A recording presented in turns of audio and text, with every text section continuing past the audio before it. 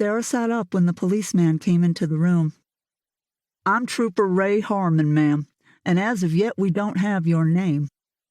He paused with a pen over the paper notepad and waited for her to respond. "My name is Sarah D. Jackson, and I'm from Standard. A few days ago, 2 men came to my house and rented rooms. Their names were Clarence Veneer and Emmett Stump. I don't believe those names are real. They paid me cash, and that was fine, but they showed signs of not being quite right." "How so, Miss Jackson?" Ray asked.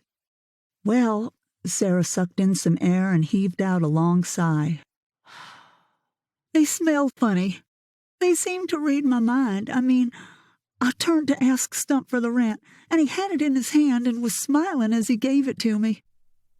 I raised my glass of wine to them inside my kitchen, as a toast to both of them as they were coming back to the house. They were a long way back, too far to be able to hear me talk inside my kitchen. They were a football's distance in the backyard.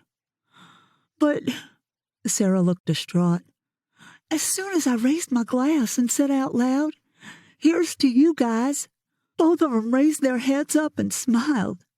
They heard me, officer, and they heard me from a great distance and through a closed window." Ray showed no sign of being judgmental, but he was definitely forming an opinion. "So, long story short, I was freaking out and drove to the New Zion Church of Standard and talked to Pastor Bill Gorman about it. He slid me a note that said, 'They can hear us talk.' We got in his truck and drove to Dixon, where we were too far away for them to hear us. And that's when Bill, Pastor Gorman, told me children are missing in Standard and that their parents didn't seem concerned. It's like the whole town is slowly being drained of emotions." She continued, "I know this all sounds like a science fiction book, but when you're in the middle of something like that, it's terrifying. My husband died a few months back, and no one could explain why. It's all related. My husband dying, the town, these men, all of it." Sarah began to chew on a fingernail. "They tried to stop me from leaving my house, and I got away and eventually met up with Bill. He had a canoe, and these men, they communicate by clicking and clacking this awful vibrating snapping noise that echoes. They chased us in the canoe, and we finally got to the road, Route 380, and flagged down a truck. But they caught Bill. They yanked him back and had him surrounded, and I made the trucker drive away.